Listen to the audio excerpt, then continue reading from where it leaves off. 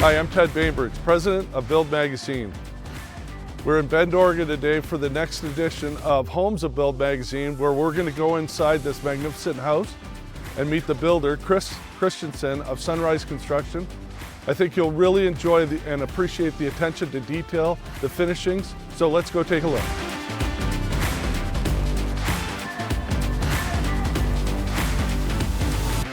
All right, so here we are. We're inside the house, Chris. Thanks for having us. This place is beautiful. I was saying, I love the entryway when you're walking in, the glass doors. It kind of allows you to see right through to the view. But the idea was to make the entry so as you walked in the house, you saw through, and the inside and the outside sort of flow together. The Deschutes River is down below. You have that, and of course all the Three Sisters in the mountains out to the west. Before we get into the house, talk to us a little bit about Sunrise Construction. You're a relatively young guy who's been doing this for 20 some odd years. Yeah, so this is our 25th year in business. We started in early 2000. So excited about that. I started out as a framing contractor when I was 20 years old. I was up in Eugene going to school, wanted to be an attorney and put myself through school and did that in carpentry. Hold on, you wanted to be an attorney and you're a home builder? Yeah. Wow, you got yourself covered, don't you? Yeah. So here we are. This site was a bit of a challenge because it was a hard dig, wasn't it? Yeah, it was a really hard dig, yeah. So we built the house next door to this, and as we were coming to the east, we put in the septic tank, and it took 3 days of hammering with a large excavator. So we knew the rock was hard in here. When we initially looked at the lot, didn't think it was going to be as hard as it was. We also had a challenge below. This is on a cliff, below the cliff right here. About 30 feet from this home is another home down below, and this boulder rim is about 60 feet tall of loose boulders. So there was a challenge of machinery size and what we could do. So we figured we'd have about 6-7 weeks of excavation, and it hammered on this every day for almost 3 months. All right, now we're in the great room. Mm-hmm. You've got a couple of cool features here. I will tell you that the floors are magnificent. Who did the floors?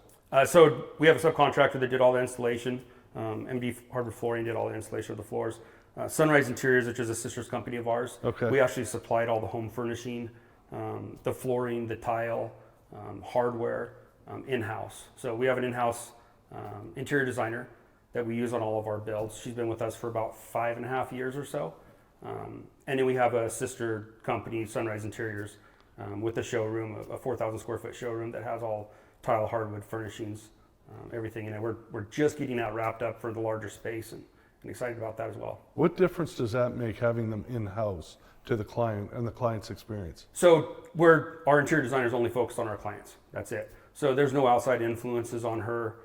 There's no pressure from another builder, from another client. It's our clients and our order of operations. And the way that the homes are coming out of the ground or in development, she can always be on sync, so we're always on sync.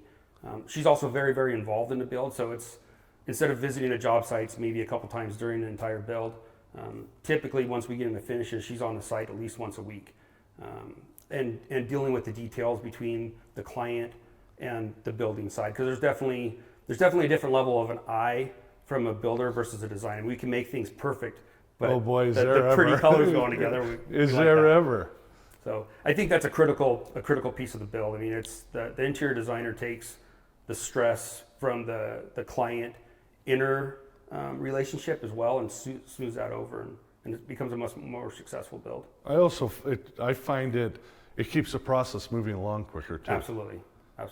And takes some heat off the builder, because when you don't have an interior designer, boy, I've seen jobs go sideways, and then the homeowner is mad at the contractor, and yet the homeowner's making changes all over the place, Right. which delays the project. Right. It's hard. I mean, we looked at it once, and I think we had like 1,800 decisions that have to be made. Is that in what the building it of a is? home. Mm-hmm. And we need them on a time frame that allows us to work. And when you have somebody who knows what that time frame is, knows how the builder works with the builder like we have in conjunction. I mean, the superintendents, the in-house staff, our bookkeeping, everybody is on sync, and we have a weekly meeting every week where everybody's in the same place as well. Okay. So all the financials, all the interior design, all the building aspects, myself, everything is in one place every single week, and it makes the jobs way more cohesive. Awesome. I love the fireplace. The metal on the fireplace is spectacular. And you've done something super cool here, which rumor has it wasn't that easy to navigate.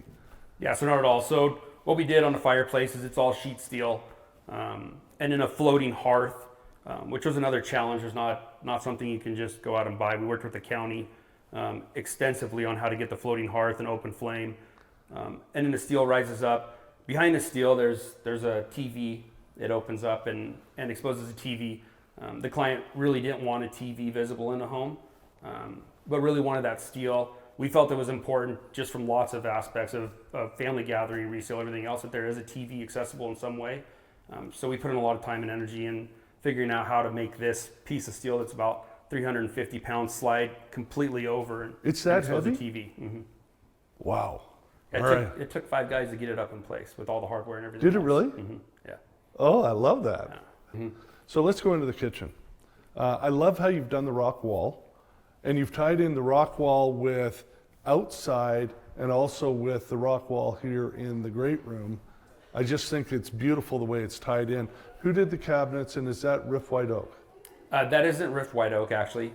It looks like it. It does look like it. Yeah, we used a Cleef product on the cabinetry. You can't tell in here that it isn't wood. We wanted a very specific color and a very fluid color going through the home, and that's the way we could accomplish that. We just could not get the color we wanted. Okay. In wood. The stone was a huge impact on the home. We really wanted to add stone in different places in the home, but not overpower it, because it is a more modern, contemporary type home. Yep. So that's sort of where we came. It just adds great depth and great warmth as well. And the lighting in the soffit, I was saying to you earlier, at 6 o'clock at night when the sun's going down, I got to believe this place is spectacular. Yeah, it's absolutely. Yeah, it's amazing. The lighting in here is absolutely spectacular. And we love to do things like that, where we have the stone and then we have the steel beam across it. Yep. We put LED tape up in it just to give it a little bit of accent lighting.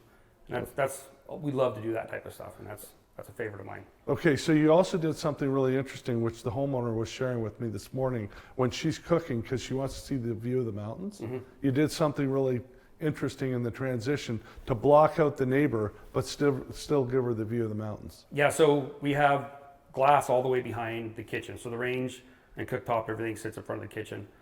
It was very important for the client to be able to see the mountains, because there are spectacular views out here, and she didn't want to feel like you were in a kitchen. That was really important to her, not to feel like you were in a kitchen.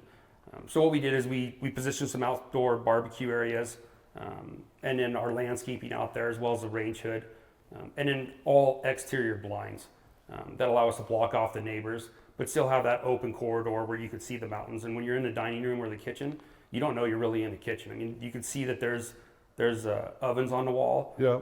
We also use the pit system. Explain what that is. So the burners sit on top of the countertops. We actually fabricate the granite so the burners come up through and sit on top. Okay. Super cool, super easy to clean, and they pretty much just go away, so you don't have a huge cooktop. We also did induction cooktop just because of the environmental impacts of gas, and sort of that's the way the world is going, so we thought that was important, to not just have gas. Induction also cooks differently. Okay. It gave it a real sleek, clean look. So I love what you did with the cabinets in walking through to get to the dirty kitchen or the pantry, whatever it is that you want to call, and then you can go through into the laundry room, so it's almost like it's a hidden room. Mm-hmm. And it's just, when I walked in it was magnificent. Yeah, so we wanted to make it feel again like it wasn't really a kitchen. So we built the pantry back in and have the cabinetry go through the entire face of that kitchen, and then connected the mudroom to that pantry from the garage. So when somebody comes in from the garage, they go hit the mudroom, come through that mudroom, and can go right into the pantry and sort of be a drop zone. Yep.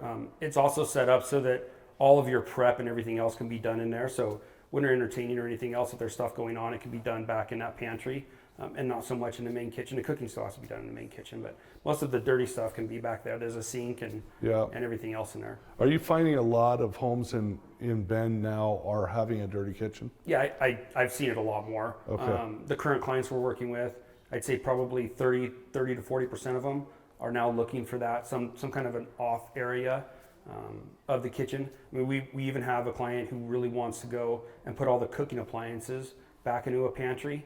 and have no cooking appliances even in the main kitchen. Just use really the main kitchen as more of like a prep to serve type area. So I definitely see that trend happening a lot in the market. In the powder room, you've got a window that you hit a switch and it frosts. Mm-hmm.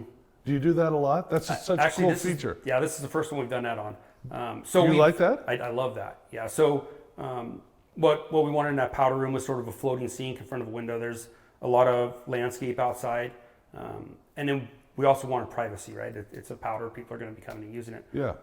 So we have done the integrated glass with the frosting system. It's been extremely expensive in the past. We came across this product that's a tint, so smart tint. Yep.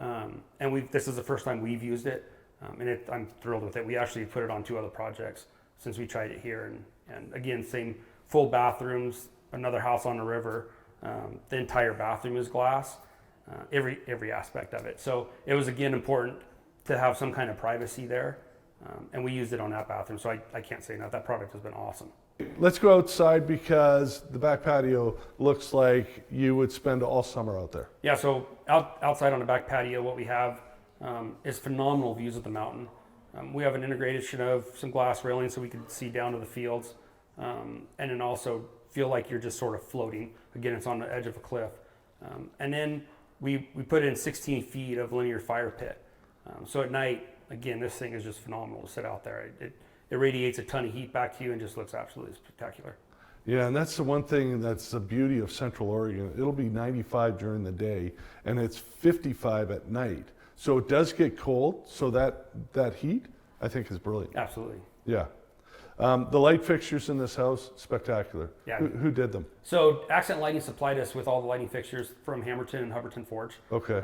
So there's a mixture of Hubbardton Forge and then also Hammerton Lighting in the home. Yeah, 2 great companies. Awesome companies. Awesome companies. I can't say no. I mean, we try to put them in as many homes as we can. You They just do? have very, very unique products and outstanding quality. Love it. Okay, so one of my personal favorite things is wine rooms, wine cellars. And you had the benefit here of creating one that goes right, you didn't have any refrigeration required because it goes right into the foundation of the home. Yeah, so the front of this home has about 14-foot tall concrete stem walls.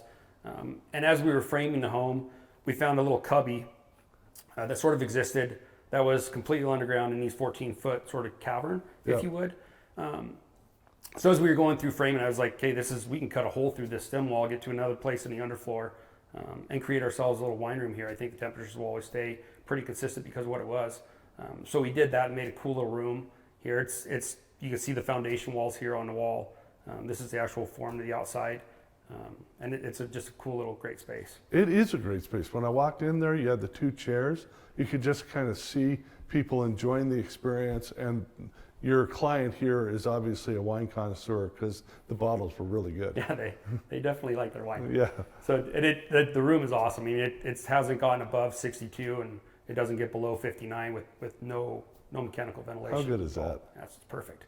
So Chris, thanks for taking the time to show us through this magnificent house. I always love seeing places. I always love seeing the different nuances people do to make these houses so cool. So we appreciate it.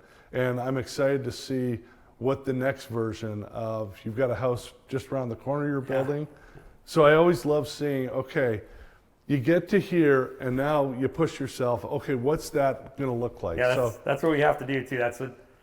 We have another home that we're building. It's going to be on tour this following year. Yeah. And again, we're constantly looking at what do we do that next wow or pop or that next factor that we can be bigger, better, and have the client have a better home. Well, and you're also going to be on the cover of the 2025 edition with a house at the Ranch of the Canyon. So that's super excited about that. Yeah, Awesome we are house. too. I can't wait to see that. Cool. All right, thanks, Chris. Thanks for coming down. All right, my pleasure.